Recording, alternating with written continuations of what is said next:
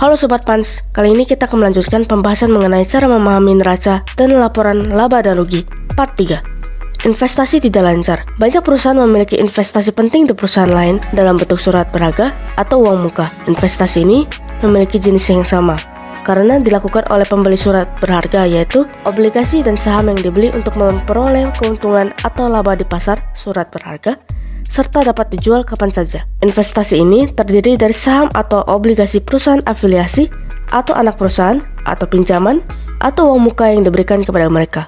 Anak perusahaan dan perusahaan afiliasi yang hanya dimiliki sebagian dapat muncul dalam neraca konsolidasi dengan nama investasi tidak lancar dan uang muka. Item ini biasanya ditampilkan di neraca pada biaya perolehannya. Sulit untuk memperkirakan nilai sebenarnya dari investasi ini. Posisi beberapa jenis investasi berada di antara surat berharga biasa dan komitmen permanen.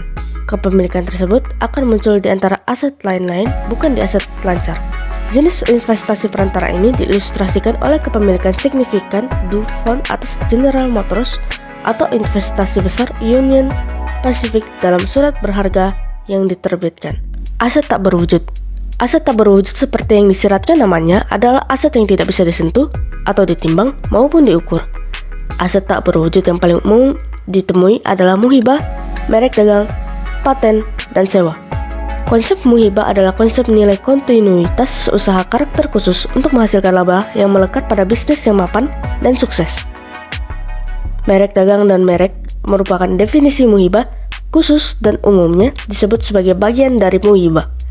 Perlakuan muhibah di neraca oleh setiap perusahaan bisa berbeda-beda sampai batas yang ekstrim. Umumnya saat ini dengan tidak menyebutkan aset ini sama sekali atau mencatatnya dalam angka minimal $1. Kecenderungan pada era modern adalah tidak memberikan nilai apapun pada muhibah di neraca. Banyak perusahaan yang memulai usahanya dengan menampilkan muhibah yang cukup besar telah menurunkan nilainya hingga $1 dengan membuat pengurangan atas surplus atau bahkan akun modalnya. Penurunan nilai muhibah ini bukan berarti bahwa nilainya lebih kecil dari sebelumnya. Hanya saja manajemen telah memutuskan untuk konservatif dalam kebijakan akuntansinya. Contohnya, ketika saham biasa Walmart pertama kali dijual ke publik, perusahaan mencatat muhibahnya sebesar $50 juta di neraca. Namun, harga pasar saham pada waktu itu menunjukkan bahwa muhibah tersebut hanya bernilai $20 juta. Sekian tahun kemudian, perusahaan menurunkan nilai muhibahnya menjadi $1 dengan beban biaya penghapusan $50 juta.